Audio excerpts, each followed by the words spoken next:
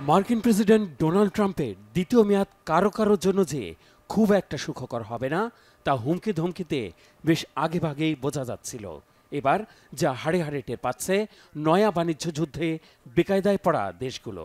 দুর্ভাগ্যজনকভাবে বুধবার ট্রাম্পের নয়া ঘোষণার তালিকায় চলে এসেছে বাংলাদেশের নামও। ট্রাম্প জানিয়েছেন, যুক্তরাষ্ট্রে বাংলাদেশি পণ্য ঢোকাতে হলে দিতে হবে ৩৭% শুল্ক, যা আগে ছিল ১৫%।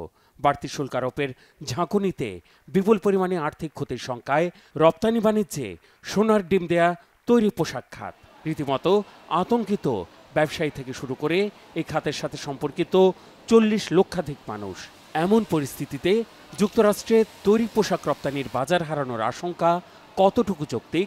প্রতিযোগিতামূলক দরে ভারতের কাছে বাজার হারানো ঠেকাবেন কিভাবে বাংলাদেশের ব্যবসায়ীরা? Since it is negotiable, we will negotiate and I am sure we can draft out the best deal. বাংলাদেশের অন্তর্বর্তী সরকারের পক্ষ থেকে আশ্বস্ত করা হলেও আরোপিত বাড়তি শুল্ক কমানো বা কোনো প্রকারে সমঝোতা না হলে যুক্তরাষ্ট্রে তৈরি পোশাক রপ্তানির বাজার যে গুরুতর হুমকির মুখে পড়তে যাচ্ছে তা দিবালোকের মতো স্পষ্ট।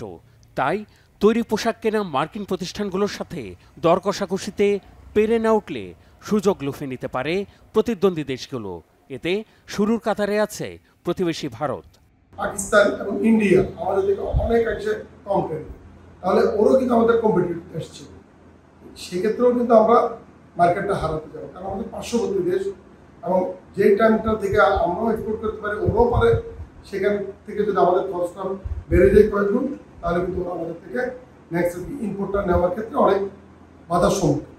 এই ব্যবসায়ী নেতা মনে করছেন, বাংলাদেশ খুব স্বল্প লাভে যুক্তরাষ্ট্রে তৈরি পোশাক রপ্তানি করায় দর কষাকষি করলে খুব একটা সুফল মিলবে না। যদি 100% কটন, সেটা যদি আমরা 60 to 70% ডিউটি ক্যালকুলেশন করে আমরা অর্ডারটা বুকিং করে থাকি, সেটা এখন দিতে হবে আমাকে 37%। তাহলে সেক্ষেত্রে বায়ারের বড় ধরনের একটা লস হচ্ছে। বায়ার তখন যদি সেটা বলে আমি এই লস দিব না যদি তুমি আমার সাথে শেয়ারিং নেবে, বাট আমার তো মার্জিন খুবই কম ছিল। গত বছর বাংলাদেশের রাজনৈতিক সংকটের কারণে শীর্ষ ৩০টি মার্কিন ব্র্যান্ড বিকল্প হিসেবে ভারতকে বেছে নেয়ার ইঙ্গিত দিয়েছিল।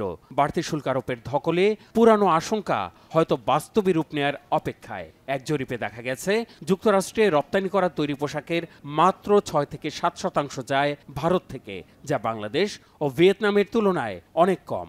এমন অবস্থায় হতাশা আর আশঙ্কার মধ্যেও আশাবাদী ব্যবসায়ী নেতাদের কেউ কেউ কৌশলী পরিকল্পনায় সংকট মোকাবেলার মাধ্যমে হাল না ছাড়ার পরামর্শ দিয়েছেন তারা।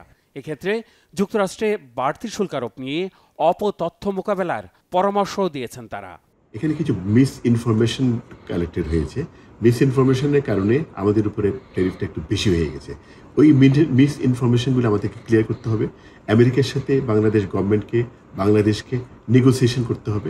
নেগোসিয়েশন করে যেই সব চুক্তি দেখে ওরা আমাদেরকে 37% এই খড়গটা আমাদের উপর দিয়েছে, সেটাকে সরানোর ব্যবস্থা করতে হবে। ২০২৪ সালে বাংলাদেশ থেকে ৩,৮০০ কোটি ডলারের পোশাক রপ্তানি করা হয়েছে, যার মধ্যে ৭২০ কোটি ডলারের বেশি রপ্তানি হয়েছে যুক্তরাষ্ট্রে, যা একক দেশ হিসেবে পোশাকের সবচেয়ে বড় বাজার। বাড়তি শুল্ক আরোপের ধকলে এই সুসময় পাল্টানো এখন শুধু সময়ের ব্যাপার। একই অবস্থা শ্রীলঙ্কারও। দেশটির উপর ৪৪% শুল্ক আরোপ করেছেন মার্কিন প্রেসিডেন্ট ট্রাম্প, যেখানে ভারতে ২৬ আর পাকিস্তানে ২৯% শুল্ক আরোপ করেছেন। এতে শুধু ভারত নয়, পাকিস্তানেরও প্রতিযোগিতামূলক দর কষাকষিতে তৈরি পোশাক রপ্তানি খাতে ভাগ বসানোর সুযোগ তৈরি হয়েছে, যা বৈদেশিক আয় কমে যাওয়ার ভয় শুধু বাড়াচ্ছে না, প্রতিযোগিতায় টিকতে না পেরে একের পর এক প্রতিষ্ঠান বন্ধ হয়ে বেকারত্ব বাড়ার আশঙ্কা করছেন সম্ভাবনাময় এই খাতে বিনিয়োগকারী, ব্যবসায়ী আর বিশ্লেষকরা। Mehrab Hussain Khan, Bangla vision, news desk.